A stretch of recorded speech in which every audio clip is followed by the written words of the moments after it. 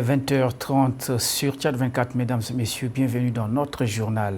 Voici ce qu'on peut retenir à l'entame de cette édition, alors que l'on célèbre l'héritage de Nelson Mandela, n'étant plus de ce monde il y a un peu moins de 12 ans. Quels sont les porteurs du flambeau d'espoir et d'engagement face aux défis contemporains? Un commentaire dans cette édition. Bienvenue. La journée internationale Nelson Mandela célébrée le 18 juillet nous rappelle l'engagement exceptionnel de cet homme en faveur de la paix, de la réconciliation et de l'unité nationale en Afrique du Sud, mais aussi dans le monde comme exemple et source d'inspiration. Cet anniversaire soulève néanmoins une question cruciale. L'héritage que Mandela incarne est-il encore perpétué aujourd'hui?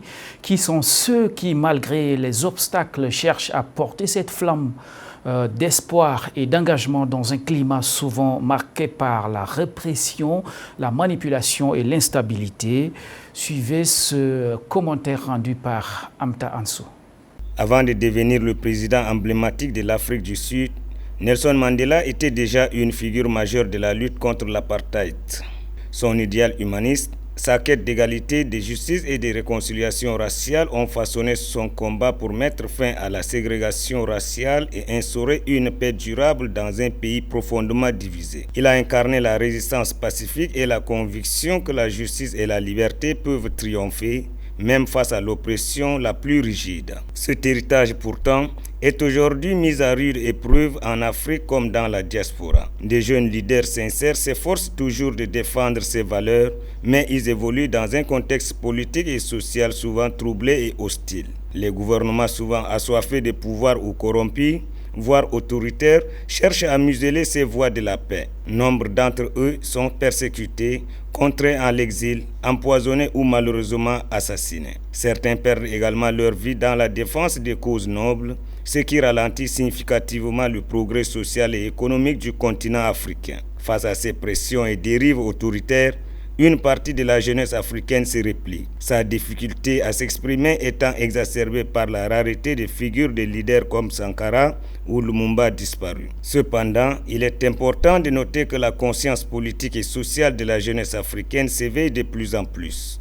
Ils prennent conscience qu'il est impératif de changer en profondeur, notamment en ce qui concerne les aspects économiques, sociaux et politiques qui entravent le développement du continent. La jeunesse, malgré la répression, demeure un vecteur d'espoir qui aspire à bâtir une Afrique plus juste, équitable et prospère. En réalité, si l'héritage de Mandela demeure un phare, sa transmission nécessite le courage des jeunes et la volonté de la communauté internationale pour soutenir ces voies de changement face aux nombreux défis. La route vers une véritable renaissance africaine reste encore longue, mais le combat pour la paix, la justice et la démocratie continue de porter par la détermination de ceux qui refusent de laisser l'héritage s'éteindre.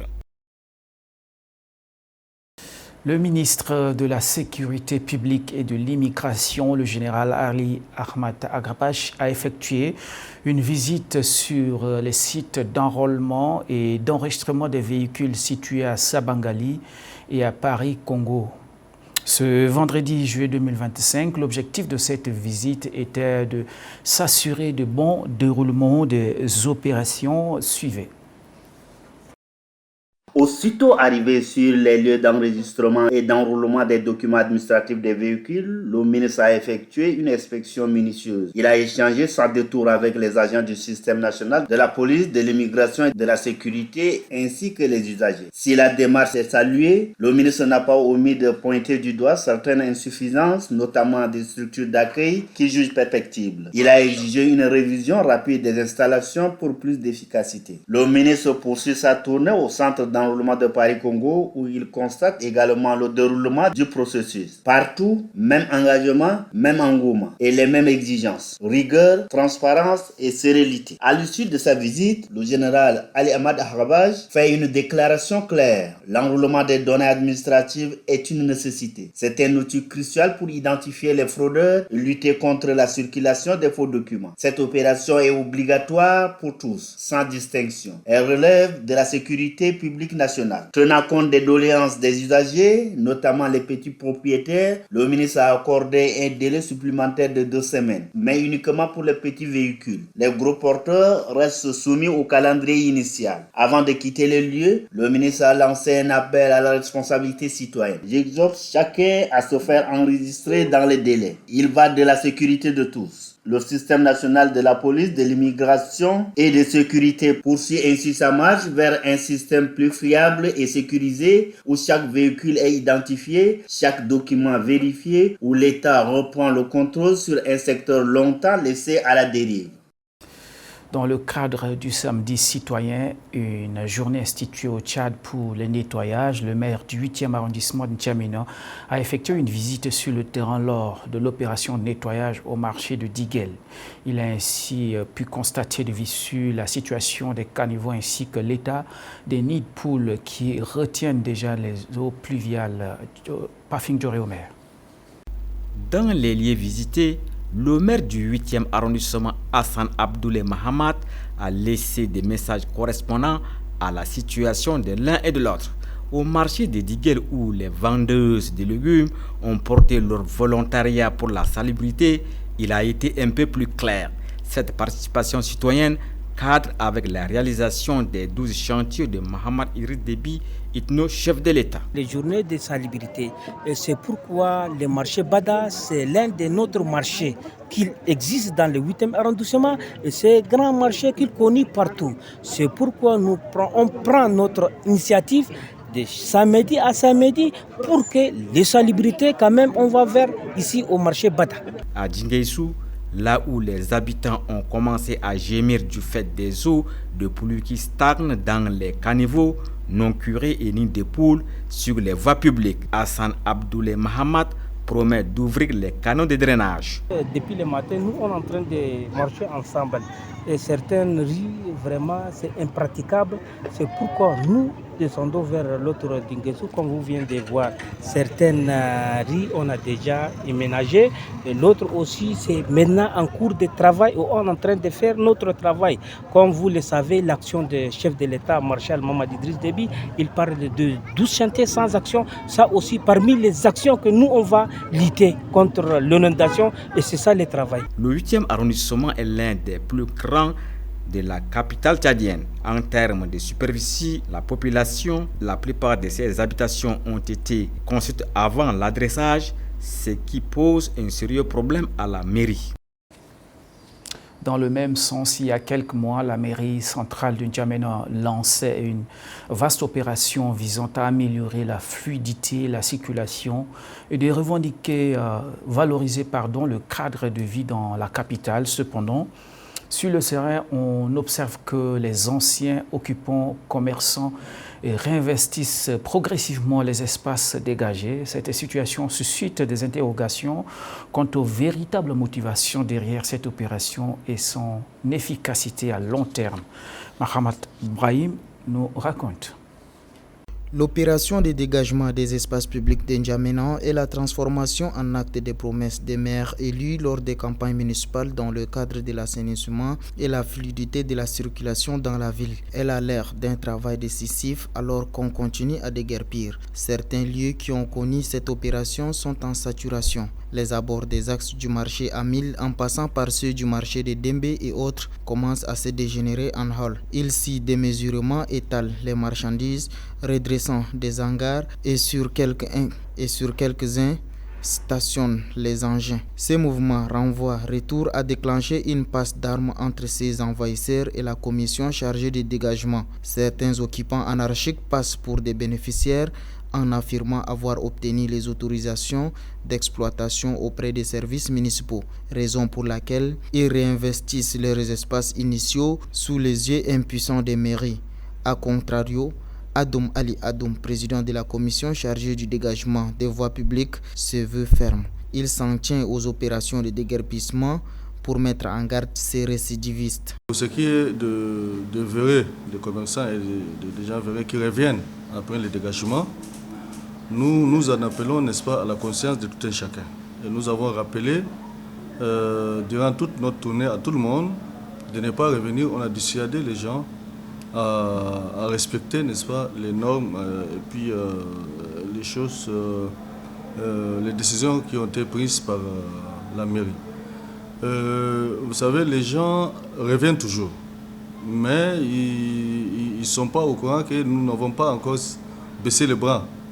Nous sommes en train, n'est-ce pas, d'affiner d'autres stratégies pour répartir, n'est-ce pas, verbaliser ces gens-là, parce que les dégraissements ne se font pas gratuitement.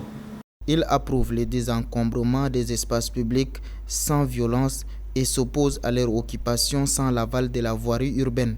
Pour Adoum Ali Adoum, le déguerpissement est inscrit dans les textes communaux, mais pour l'effectuer, il doit être précédé dans la plupart des cas par des campagnes de sensibilisation. À l'avenue Abonassour, anciennement connue sous le nom de Taïwan, située dans le 7e arrondissement de N'Djamena, la capitale tchadienne, la situation paraît négligée par les autorités en charge du nettoyage public. La voie est envahie par des particules fines de sable, de poussière transportées tant par le vent que par les camions de transport de sable, donnant un paysage profondément désolant. Le reportage réalisé par Biak-Thibault Emmanuel. Sur cette avenue précise, l'on ne voit pratiquement pas de goudron remplacé par du sable. Les vents et les camions de transport de sable ont transformé cette avenue à Bonassour, ex-Taïwan, en un véritable désert, les particules fines des sables et des poussières recouvrant la route d'une couche épaisse. Et si on pouvait voir le goudron dans certains endroits, ces éléments dus à 4 mètres de largeur sur une route de 30 mètres. Son état actuel, les conséquences de l'absence de nettoyage inquiètent les riverains et usagers. La route est envahie par le sable et ça rétrécit l'espace ou bien la largeur de la route. Et là, à ce niveau, les piétons, les motocyclistes et les automobilistes se trouvent coincés donc, sur un tronçon peut-être de 2 mètres. Et là, vous voulez ou pas, à ce niveau, il va y avoir des accidents. Avec les images d'une ville oubliée, peut-on parler de N'Djamena, ville propre, vitrine de l'Afrique? Pour certains, c'est inadmissible et insoutenable. Ce goudron n'a jamais eu coup de balai et puis ça reçoit beaucoup de passagers. La route doit être nettoyée, les caniveaux doivent être bien nettoyés pour nous permettre de mieux vivre. J'ai l'impression que sur la division de monde, il y a le monde céleste et le monde terrestre. Ça donne l'impression aussi à la ville et aux banlieues.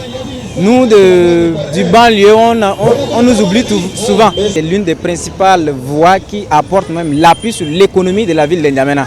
Mais on nous oublie. Pourtant, c'est cette voie-là qui tourne même de l'économie de la ville. Je ne sais pas pourquoi les maires de la ville ou bien les maires du 7e arrondissement, quel est leur travail, je ne sais pas. Au-delà de la responsabilité des autorités, Didier pense que chacun doit faire face à ses responsabilités avec un doigt pointé vers les transporteurs de sable. Surtout les gars qui transportent nos transporteurs de bennes, de sable. On doit les imposer, on peut leur donner des kilométrages à nettoyer. Voilà, vous ravitaillez la population dans telle partie. Donc à la sortie de votre trajet là, vous avez tel espace à nettoyer. Les gars de bennes là, il faut les exiger ça. Il faut les exiger. Donc, parce que ce sont eux qui sont à l'origine de cette connerie là. L'avenue Abonassour, comme bien d'autres dans la capitale tchadienne, passe inaperçue malgré la fréquentation. On pourrait presque dire qu'elles sont en conflit avec le balai. La question, que fait la municipalité? Après la campagne de sensibilisation qui s'est tenue du 10 au 18 juillet visant principalement les propriétaires et conducteurs de poids lourds, notamment les camions, bennes ainsi que les motocyclistes, quel était leur état d'esprit, quelle est l'attitude de ces usagers face à la sécurité routière? En ce qui concerne les motocyclistes, que peut-on dire sur l'importance du port de casque pour leur protection? Et du côté des chauffeurs de gros porteurs, comment a-t-on perçu leur présence sur les routes? Le directeur général adjoint de l'Office national de sécurité routière, Hassan Brahim Guiré, s'y prononce. Écoutez ses propos. Ils étaient très contents. Ils ont pris cette initiative avec beaucoup d'enthousiasme. Et ils nous ont rassuré que ces messages-là ne sont pas tombés dans les oreilles d'un sourd. Et nous, à notre niveau, on était aussi très ravis parce que c'est un premier contact qui est déjà établi avec les conducteurs de camions bennes. Et à travers donc eux, nous avons aussi évoqué le cas des motocyclistes. Parce que dans cette dans cette collision-là, il n'y a pas que le camion Ben. Il y a aussi le comportement des conducteurs des engins à deux roues, qui est aussi un facteur de risque élevé d'accident de la circulation. La situation, elle est grave. Elle est grave et elle peut aussi être changée. Le problème, c'est qu'il y a beaucoup de choses à faire. Quand nous, souvent, on parle sur l'importance des casques pour les motocyclistes, certains voient déjà qu'au niveau du ministère des Transports, il y a un fournisseur, j'ai entendu des commentaires terribles, ou qu'il y a un fournisseur qui est déjà là, qui veut déjà gagner le marché pour avoir des profits, etc. Or, le casque, c'est d'abord pour le conducteur, pour sa sécurité à lui. Dans d'autres pays, ce n'est pas le ministère qui demande, ce n'est pas une obligation. Les gens, dès qu'ils achètent une moto, la moto vient avec des casques pour le conducteur et pour le passager. Je crois qu'il faut que nous, Tchadiens, nous puissions aller dans ce sens-là.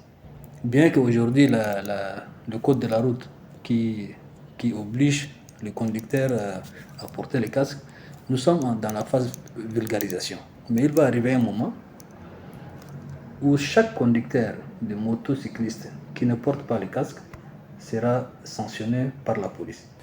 Pour cette chronique nutrition de la semaine, attardons-nous sur un ingrédient inattendu, le petit cola.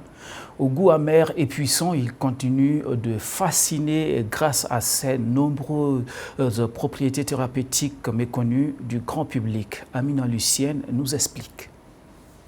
Éclipsé dans l'ombre du cola géant, le petit cola au Mindingo est une perle médicinale largement utilisée depuis des siècles en Afrique et au-delà. Cette petite noix au goût amer et puissant continue de séduire par ses multiples propriétés thérapeutiques, bien que peu connues du grand public. Originaire des forêts denses ouest africaines, le petit cola est un fruit d'une plante au usage traditionnel et diversifié. Cultivé pour ses graines, cette espèce de la famille des Clusiaceae a longtemps été utilisée dans les pharmacopées traditionnelles pour ses effets stimulants et curatifs. Aujourd'hui, la science moderne redécouvre les bienfaits de cette graine aux allures modestes. Riche en composés bioactifs comme les alcaloïdes, les flavonoïdes, les tanins ainsi qu'en caféine et théobromine, le petit cola agit comme un puissant tonique naturel.